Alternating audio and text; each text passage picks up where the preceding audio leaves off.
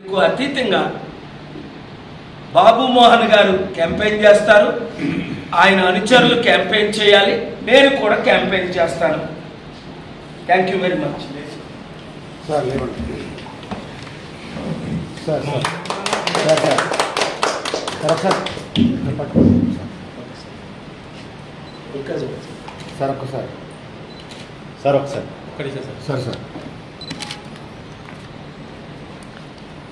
ఇప్పుడు బాబు మోహన్ గారు మాట్లాడతారు.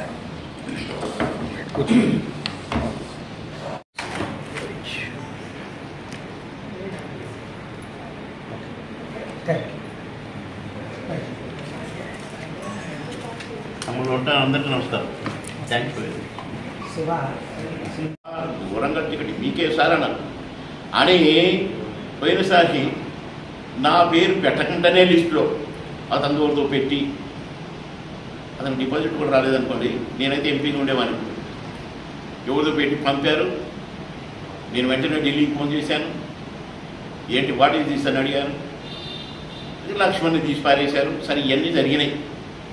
వద్దురా నాయన రాజకీయం అనుకున్నాను అని నాకు మళ్ళీ ఎమ్మెల్యేగా పోటీ చేయమంటున్నాను. నాకు చిన్న డౌట్ వచ్చి వెంటనే ప్రెస్ మీట్ పెట్టి మరీ చెప్పిన, నేను ఎమ్మెల్యేగా పోటీ చేయట్లేదు, నాకు ఎమ్మెల్యే టికెట్ వద్దు, ఎవ్వరు ఖండించుకోండి అని కూడా చెప్పినాను. అప్పటికి 2 లిస్టులు వచ్చినాయి. 3వ లిస్టులో నా పేరు అనౌన్స్ చేశారు. ఎంత దుర్మార్గం అండి ఇది. ఈ రాజకీయం అంటారు, దీన్ని పెంచకుండా రాజకీయం అంటారు, ఉడుపుక్కల రాజకీయం పెంచి మళ్ళా నీకు ఎంపీ టికెట్ అన్నావు కదా, అది నీకే కానీ అది ఇప్పుడు కాదు కదా, ఇప్పుడైతే నీలాంటి క్యాండిడేట్ దొరకట్లేదు మాకు అని పెట్టారు. తీర చూస్తే ఈ ఎలక్షన్ అయినాక ఎవరు ఐపీఎస్ ఆఫీసర్ అట కడప ఆయన క్యాండిడేట్, మందకృష్ణ మారేది గారు క్యాండిడేట్. అది నా పేరే లేదు. నేను అక్కడ జిల్లా అధ్యక్షులు వాళ్ళకు ఫోన్ చేసి, సార్ వాళ్ళని వాళ్ళని ప్రచారమే చేసుకోమన్నారు, మీరేంటి సార్ మీరేం మాట్లాడలేదు అన్నారు. ఇమ్మీడియట్గా చిచి అని రాజీనామా. సరే సార్ను కలుద్దామని వస్తే, సార్ నాకు ఎప్పుడు ఫోన్ టచ్లో ఉంటారు, ఫోన్లు చేస్తారు సారే పాపం. మా అనుబంధం చెప్పాను కదా.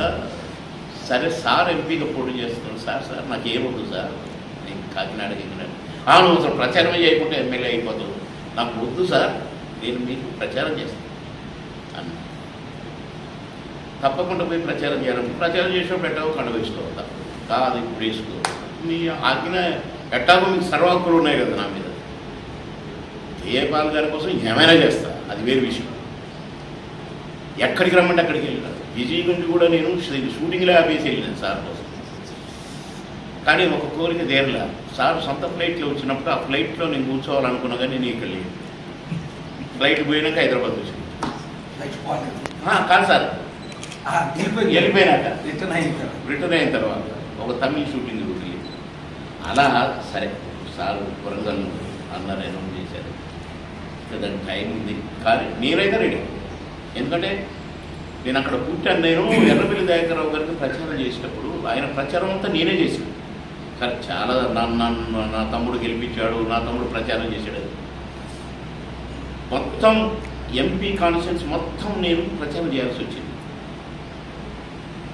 అప్పుడు యాడికి పోయినా, నువ్వు ఈడ పుట్టినా ఉన్నావు కదా, నువ్వు ఈడ చేయాలి కానీ నువ్వు ఆడ చేసినవి ఇంటి మీద కూడా అంటే టైం వచ్చినప్పుడు తప్పకుండా చేస్తాను అని ఈ వద్దులే కానీ ఎంపీగా పోదాము అని నేను బీజేపీలో చేరితే వాళ్ళేమో అట్లా చేయించారు. కనుక ఈ వద్దులే అనుకున్నాను. సార్ ఏమో ఇప్పుడు ఇదన్నారు. సరే కానీ ఎట్లయినా నేను రెడీ. నాకు ఎట్టాగో ఎంపీగా పోటీ చేయాలని కోరుకుంది కదా. కనుక దానికంటే ముందు కేపాల్ గారు ఎంపీ అవ్వాల్సిందే వైజాగ్ నుండి. వారి దగ్గర ఎంత నాలెడ్జ్ ఉందో నాకు తెలుసు, ఎంత ఉపయోగమైందో నాకు తెలుసు భారతదేశానికి. రేపు వైజాగ్ నుండి వారు ఎంపీగా ఢిల్లీలో అడుగుపెట్టి ఎన్ని నిధులు తెస్తారో నాకు తెలుసు, ఎన్ని కోట్ల ఉపకారం జరుగుద్దో ఇండియాకి నాకు తెలుసు. మోడీ గారికి, నడ్డా గారికి, వీళ్ళందరికీ రూపాల గారు ఎంత దగ్గర కూడా నాకు తెలుసు, అమిత్ షా గారికి వీళ్ళకి. కనుక వాళ్ళు సార్ కనుక ఎంపీ అయితే బ్రహ్మాండంగా వాడుకునే కెపాసిటీ ఇప్పుడు నేను చెప్పిన పేర్లకు ఉంది అమిత్ షా గారు వీళ్ళందరూ. మునుగోడు వెళ్ళి క్యాంపెయిన్ చేశారు, ఒత్తిడి తీసుకొచ్చారు, ఇంకొక పార్టీలో చేరమని అనేక ఆఫర్లు ఇచ్చారు. గద్దరన్న చనిపోయినంత వరకు ఇంకో కండువా కప్పుకోలేదు, ఇంకో పార్టీలో చేరలేదు. అంతకంటే 100 రెట్లు అనుభవం ఉన్న బాబు మోహన్ గారు ఆల్రెడీ 15 సంవత్సరాలు ఎమ్మెల్యేగా, 5 సంవత్సరాలు అనుకుంటాను మంత్రిగా, సంవత్సరాలు 3 ప్రధాన పార్టీల్లో నిలబడి గెలిచి, ఎన్టీ రామారావు మొదటిసారి గెలిచారు, రెండోసారి ఓడిపోయారు ఇఫ్ ఐఎమ్ కరెక్ట్. అది వారే నాకు చెప్పారు.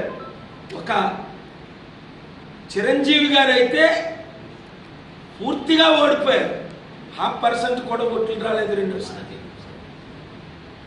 ప్రజలు గెలిపిస్తేనే కార్యకర్తలు గెలిచేది, కార్యకర్తలు గెలిపిస్తేనే అభివృద్ధి జరిగేది. ఇదే మీకు చివరి అవకాశం. రాష్ట్రాన్ని దేశాన్ని రక్షించడానికనే నేను వచ్చాను. అందుకనే అన్ని పార్టీల మద్దతు మేము ఎందుకు అడుగుతున్నాం అంటే, విశాఖపట్నంలో నాకు, వరంగల్లో బాబు మోహన్ గారికి, తెలంగాణ ఆంధ్రప్రదేశ్ అభివృద్ధి కొరకు ఇంతకంటే ఇప్పుడు వరకు చేసిన కృషి కంటే 100 రెట్లు ఎక్కువ చేయాలనే మా కోరిక. ఆ దేవుడు మాకు కెపాసిటీ ఇచ్చాడు కనుక మీరు పూర్తి మద్దతు ఇవ్వాలని కోరుతున్నాను. Thank you very much.